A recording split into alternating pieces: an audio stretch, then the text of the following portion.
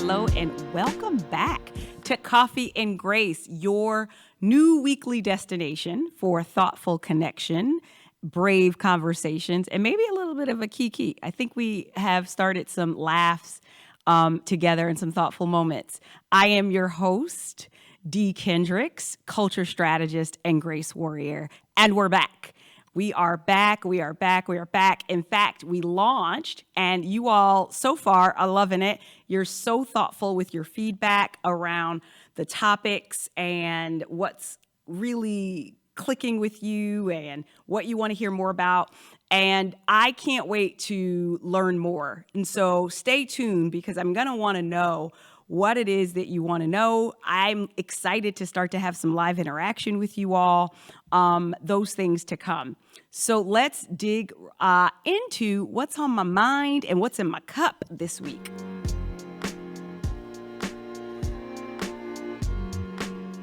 So first off, if you can't see my cup, you can see what it says.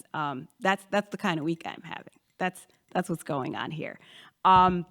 Because life is life. It's busy, it's full, and it's all the tales and the spins of running businesses and households and all the things. And so some people disappoint and don't want to do their job the way they should do their job, and then you have to do their job. But that's everything that comes with choosing the life that I have chosen. What's on my mind are a few things. First things first, you should know we're one-on-one today. So pull up, lean in, because it's just you and I. No coffee guest at the table today. In fact, I am pulling myself to the coffee table with you all. So the first thing on my mind is that maybe yesterday there was a notice that Derek Chauvin's attorney decided to file an appeal, which I think we all probably expected an appeal to be filed. And so the Derek Chauvin case in the matter of the George Floyd murder, so he's been charged, is on my mind. And it's on my mind because when the appeal came, so I'll back up actually. When the verdict came, I was not one of the, I think, hundreds of thousands, maybe millions of people who felt like they could breathe again, because I didn't, actually. I felt, I would say, overwhelmingly a sense of relief that I didn't have what felt like another racial gut punch. And the relief that didn't happen made me overwhelmingly emotional, I'll say. And I think I had unstoppable tears. But I felt still anxious. I think I felt anxious because I knew that there was this time and space, right, between verdict and sentencing. I think I also just felt that way because I knew this was one little knock at a system that we've been knocking at for quite some time. And so when the notice of the appeal came out, and I could feel myself getting a little emotional as we talk about it, I felt myself fighting for air again, right? It was kind of like when you wait for that other shoe to drop and it drops. Now, I'm no legal expert, and in fact, I'm not interested in having this conversation in a legal pundit or journalistic way today. I'm really just coming as a human, right? Talking about what's going on in our culture that impacts our culture. And I vowed to be pretty transparent here. And oftentimes, because of the recording schedule, we don't have the opportunity to air a show the same week that I film it and record it. And this week, that's different. And so you guys will see this on Friday, so it'll be pretty real for you. And I thought it was my obligation, based on my commitment to what this space is, to number one, be truthful with what was really weighing on my mind. Number two, start the conversation at this table with my thoughts in an unfiltered way. I think that I feel appalled, right? The fact that we have to be in a position where we even have what I like to call racial unrest case of the century. That's defining, I think, for a number of our generations. and that even the notice of an appeal makes some of us kind of seep back into the very doubtful position we were moments before the verdict. And the fact that we even have to be nervous that in a matter of a case like this, with the evidence such as this, with the overwhelming response from America, right? There wasn't just Black people marching from America, that we even have to doubt that justice would be served.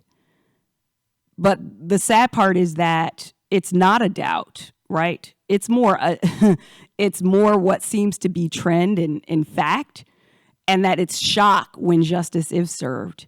And so when this notice came out yesterday, or the news dropped, I don't know what annoys me most. The fact that the reasonings baked into this brief and appeal are that the case should have happened in a different state, and so that was unfair, and he didn't get a fair trial. I'm not going to argue whether he deserved a fair trial, because the legal system is the legal system, and that's a whole nother conversation for another day.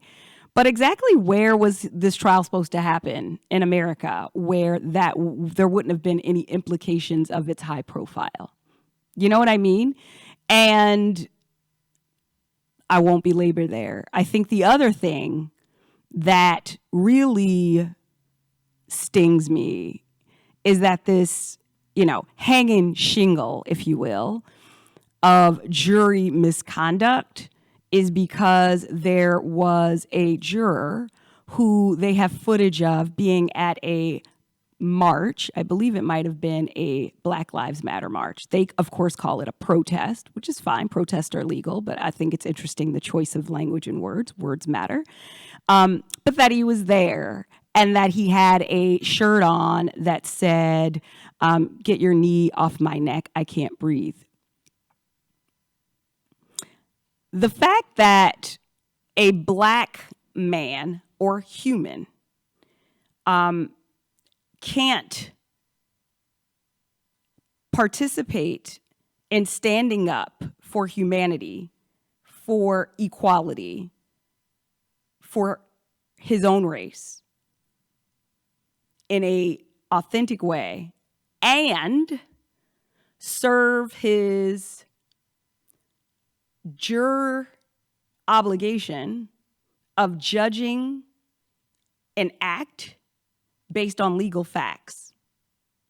The fact that the presumption is that the two can't exist together, to me, is textbook racism at its core.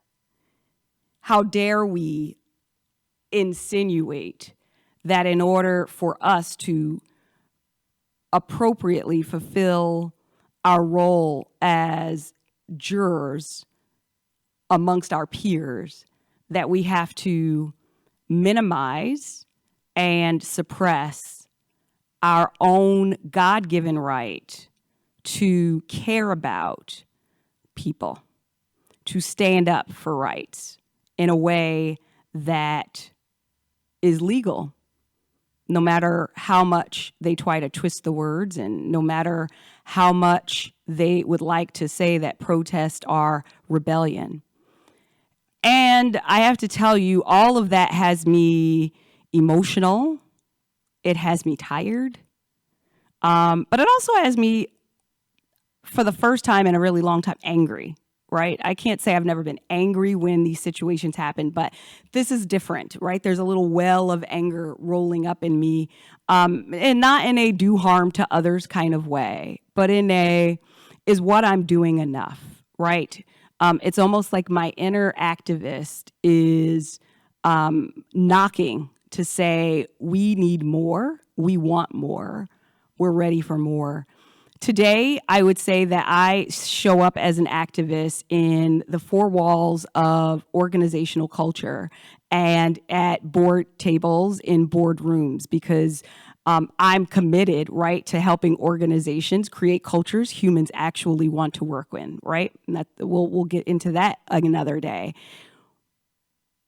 But I wonder if that's enough anymore. And I say that out loud to you because I imagine that there's a number of you who feel the same way, because I think activism shows up in many different forms. And thank God for those who are formal activists, right? Who are helping to fight for legislation, who are making sure that they create the organizations, who are giving profile to these stories and making sure we don't forget the names. And God knows I didn't mean to go this deep into this topic, but I feel passionate about it today. But all of us don't fit in those lanes. And it doesn't mean that we're not activists in the spaces that we do dwell in and that we do own. But is that enough for us anymore? There's a certain generation who I wonder if we're saying to ourselves, what else can we do? What else? What's next? And for me, I don't know what that is. And I'll keep you posted for sure. But what I do know for sure is that this trial is far from over, and that I really hope for the best. I'm praying for the best. My oxygen levels need the best outcome. Will I be able to breathe then? I'm not completely sure. But I do know that I don't know if myself or our country can take another hit to the core of our racial pandemic. I also know that the fight for racial injustice is far from done.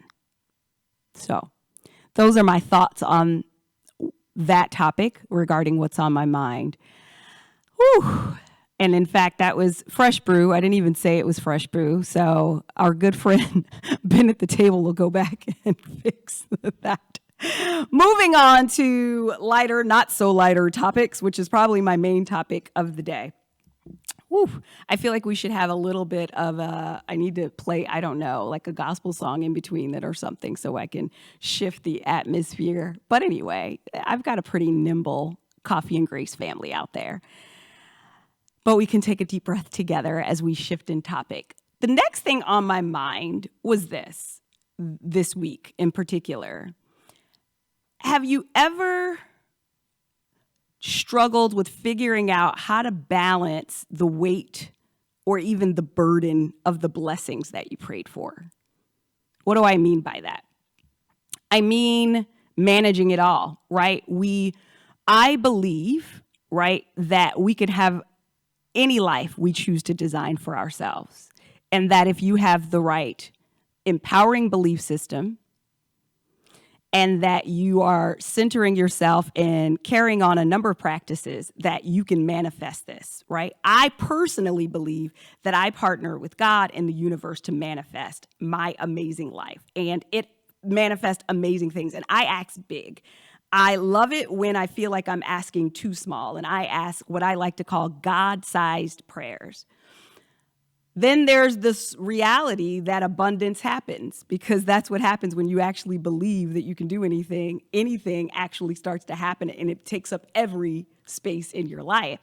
And I am in this space, and I wanted to have this conversation with you all around managing it all, right? The trying to manage the weight of being a CEO, of being a wife, of being a friend, a daughter, of being, I don't know, a woman, and having to make sure of being a whole person. All those things that add on layers and weight that you asked for, by the way.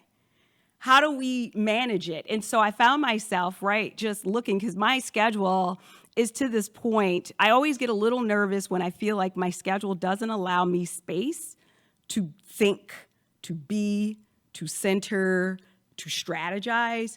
And in true Deirdre form, I started going to look for resources, right?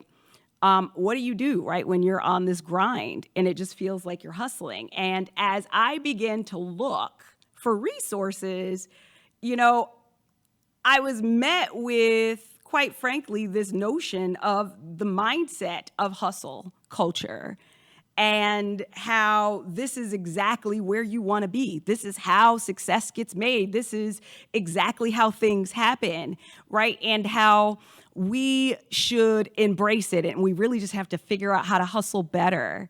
And hustle culture and mentality have become such formal, I would say, norms in today's society and circles, and especially work circles, especially if you're working in a successful startup. And we're being fed, right, these definitions and quotes everywhere around the fact that, hustle until you don't have to introduce yourself anymore, and how, leaders who need time to sleep don't actually make any money, and leaders eat last, which is a popular book, but I've got issues with. We'll talk about that another day. And it got me thinking, right, when I thought about that being what seems to be what's pushed and synonymous with success, how I was feeling and everything hustle culture represents, that it made me wonder, and this is my main kind of topic today, is hustle culture building us or killing us? And I really just started to peel apart, right? Because I do believe work ethic is important. So I don't want that to be a misunderstanding, that anything comes from nothing. That said, I think that there is this half-baked, incomplete, and maybe even irresponsible mantra out in the ethos that has made some leaders and some thought leaders millions of dollars, that the goal to accomplishing success in life is hustle until you die. And I have to tell you that I think that that's the quickest way to death of anything, my personal belief. Now, I posed it as a question, and I still want to have this conversation because I want some feedback on where people stand. In fact, I think I might have a live event in the next 7 days so that we can really talk about this. But I believe that hustling, even in definition, right, really means to be hurried and to be raced and paced and buried. And I think anytime anything is designed to have you move at a fast pace for an overextended period of time, it is a sure sign that the end of that is going to be destruction. And I worry about it because I think that there is a new generation, right? When we think about Gen Z, the generation coming after them, I am depending on the grid, one day I'm a millennial, another day I'm a Gen Xer, whatever. I think you have a current generation of workforce professionals who are being raised in this mindset, who worship this mentality because they think this is it, and who are burning out and showing up as shelves of themselves as a result. And I do think you have a generation like my generation who is a little confused and feels like we have to conform to it. And I'll be honest, I had a conversation the other day about what led me into entrepreneurship, like what made me start my business. And and that's a super long story, as all stories are with me, by the way. But in particularly, I shared with them that, it wasn't the hustle situation. It was Tim Ferriss's 4-Hour Workweek book that made me say, wait a minute. I am working right now, at that point, no exaggeration, close to 60 hours a week for someone else. I could literally start a business and make my goal to master figuring out how I get to a 4-hour work week and still have dynamic impact in the world. Yet the freedom to show up as my best in every area and enjoy the luxuries in every area that brings me. That's how I started. And so I'm thankful because that was my baseline. And so anytime I feel like I'm hitting burnout, that's my pause button, right? And oftentimes people don't realize that burnout and hustle culture, if you will, are best friends. One doesn't exist without the other if you're super comfortable in this hustle culture mentality.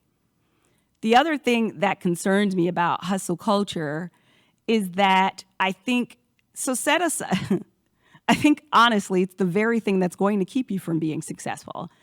I think it will make you productive. I do not think it leads to success. I don't know yet, and haven't seen any articles of any billionaires, right, and legacy millionaires who have shared that their secret to success is sleepless nights.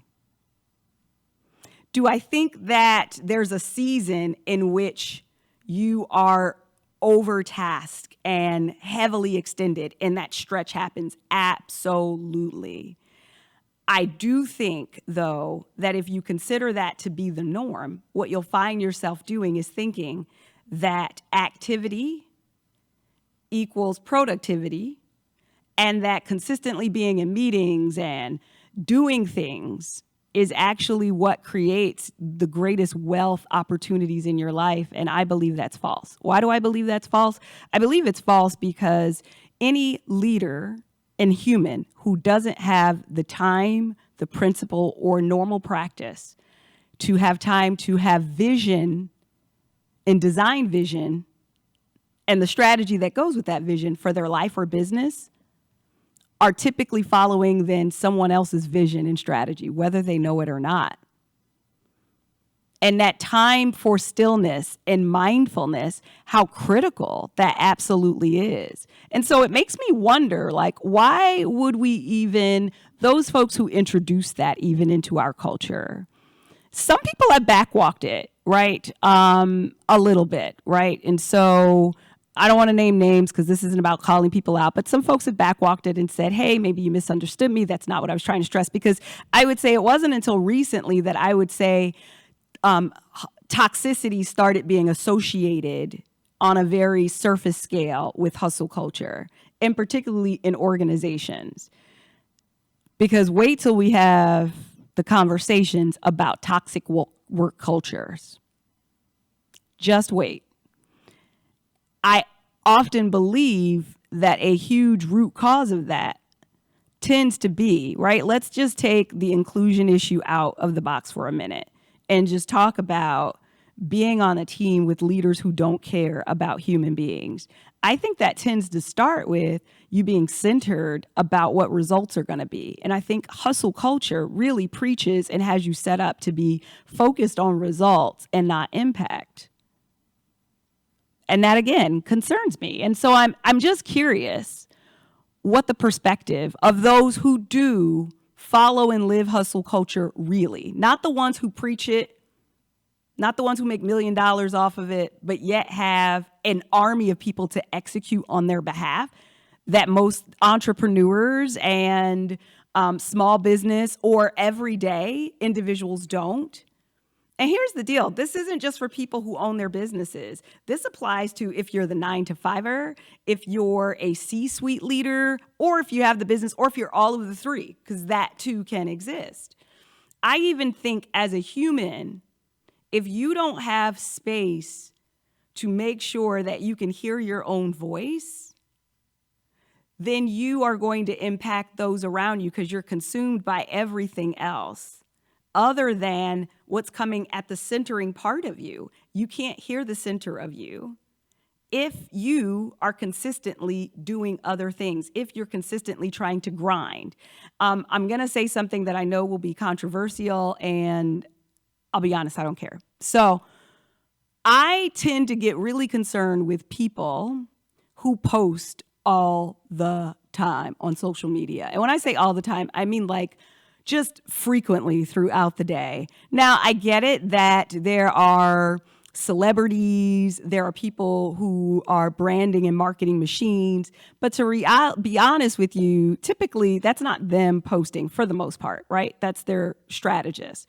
I'm talking about people on their personal pages posting on a regular basis, because what that tends to tell me is if you're so connected to what I would like to call the noisiest part of our existence today, because there's a billion voices and surges of energy coming at you on social media, you can't be centered and have space for yourself to hear yourself. And typically, if they pay attention to their post, like really read their post as if they were reading somebody else's, they'd know that to be true. And so I lift again up the topic because I'm just curious, but also concerned. And so one would say, so Deirdre, then what do you believe? I believe that there is a hustle grit that should be associated with anything that you apply about your life, whether your fitness, your mindfulness, etc. But I think that it should be positioned. I do not think that it should be the guiding factor or your kind of mindset to set pace.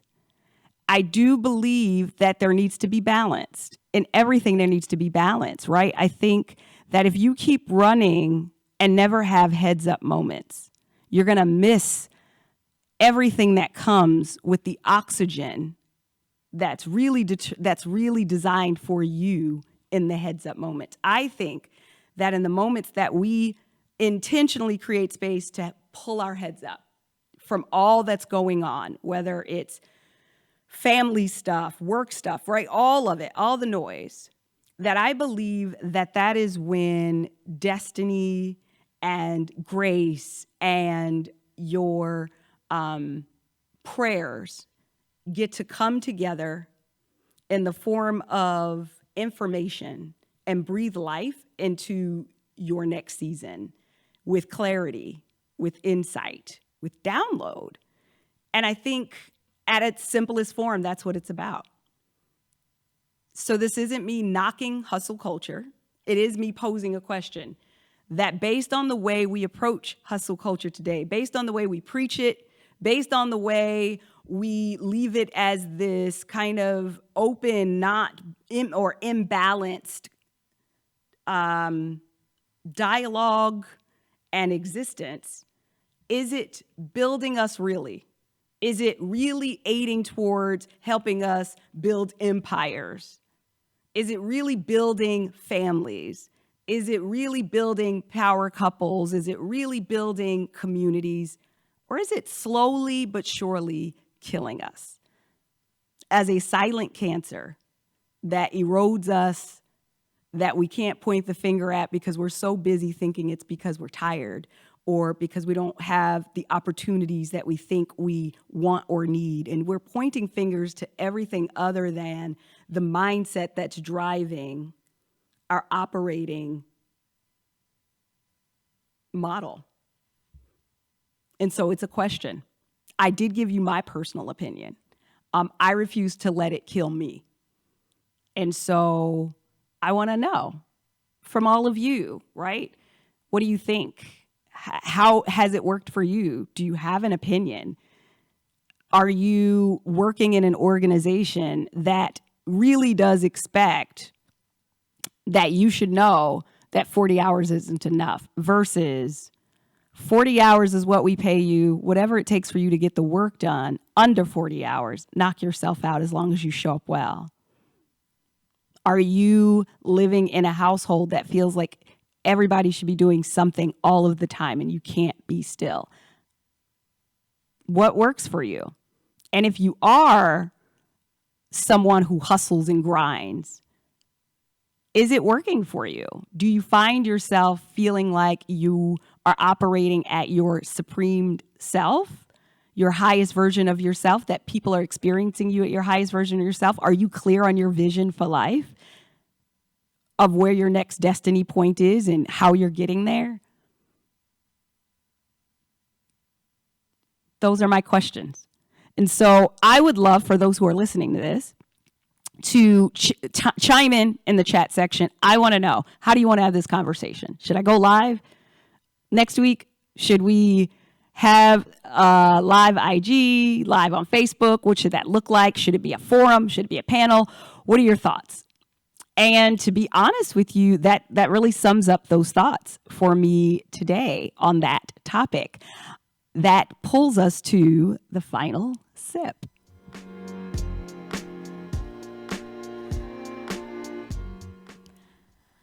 Whew.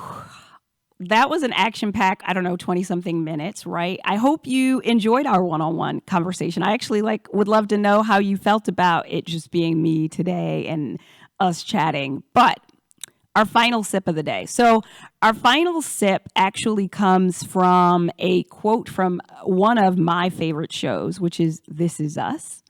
And I can't wait till I do a This Is Us show. And I'm almost trying to figure out if I want to start a weekly situation. I don't know. Anyway, I digress. The last sip. This particular quote came from Jack to Randall. And he said, and I quote, "You're going to find balance. And then you're going to lose it. And then you're going to find it again. That's the ride. But you're going to make amazing choices on that ride because you're amazing." My deism that I want to add to that is this. You're going to find the balance. You're going to lose it. And that's okay.